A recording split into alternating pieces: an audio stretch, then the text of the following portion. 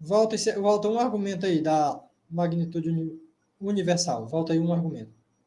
Um comentário, perdão. Isso daí. Ele diz assim, ó. Um homem tinha 2 esposas e eles 3 assassinaram e esquartejaram algumas mulheres com a ideia de uma seita religiosa baseada na Bíblia. Eles escolhiam as vítimas, isso aqui parece que é o Romário, não sei se é o Romário que está falando aí. Eles escolhiam as vítimas pelo número do CPF, pelo que parece que ela está dizendo.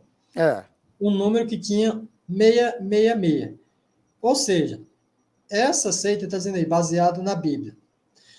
O que acontece nessa situação é o quê? 2 opções. Uma é que essa pessoa realmente é uma pessoa dominada por ideias, crenças religiosas. Nessa questão, as pessoas elas fazem coisas absurdas porque elas estão convencidas psicologicamente que por trás daquela maldade cometida há uma boa justificativa. Isso é muito comum para os cristãos que entram, por exemplo, num debate com o ateu, onde o ateu traz passagens da Bíblia onde há crueldade, perversidade, maldade cometida pelo Deus bíblico, Deus Javé. Isso dentro da narrativa, né? Dentro da narrativa. Por exemplo, o livro de Samuel, onde fala em degolar crianças, matar crianças, tirar crianças dos seios das mães e traspassar na faca, traspassar na espada, a mando do próprio Deus bíblico. O cristão diz que aquela maldade, aquela crueldade tem uma justificativa, é para um bem maior. Ele entra com essa defesa absurda aí. Então, a religião, muitas vezes, ela faz com que o religioso cometa maldades, barbaridades, tendo em sua mente uma ideologia de uma justificativa para um bem maior, entre aspas, aquilo que ele considera bem maior. Muitas vezes, esse tal bem maior é algo inexistente, é algo que existe apenas dentro da ideologia, dentro da crença. Um exemplo, um pai ou uma mãe que mata o próprio filho porque ele considera que o comportamento do filho o levaria ao inferno. Ele mata o filho, ou ela mata o filho ou a filha, para salvar essa pessoa de ir para o inferno, fazendo com que ela entre no céu. Isso aconteceu, por exemplo, na Inquisição, praticada pela Igreja Católica e também praticada pela Igreja Protestante, onde eles queimavam pessoas e essas pessoas tinham que ser queimadas vivas, para que o sofrimento do fogo queimando a carne dessas pessoas fosse uma compensação por aquilo que eles chamavam de pecado, que supostamente aquelas pessoas haviam cometido. E esses tais pecados, segundo os religiosos que faziam isso, os levariam para o inferno.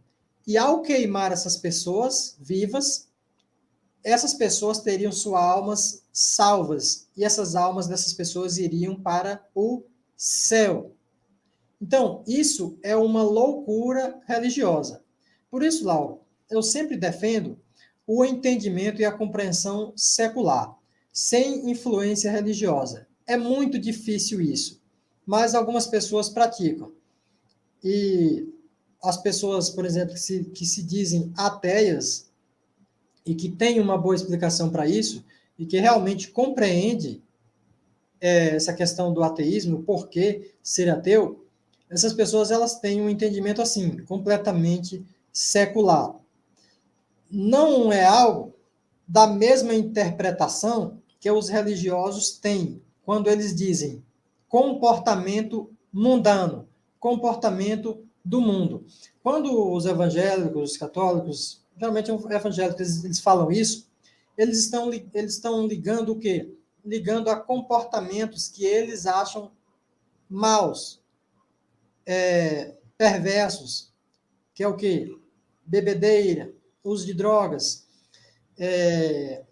festas, esse tipo de coisa. Eles consideram isso coisas ruins.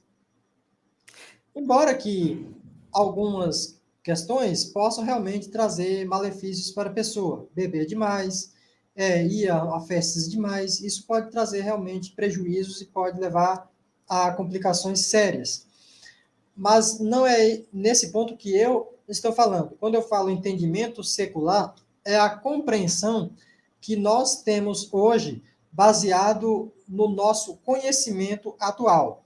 Coisa que aquelas pessoas da antiguidade que escreveram livros dizendo ser palavra de Deus não tinham. Eles não tinham esse conhecimento que nós temos hoje. E o entendimento que eles tinham era totalmente distorcido, diferente do entendimento de hoje. Por exemplo, o senso de justiça bíblico é algo completamente distorcido.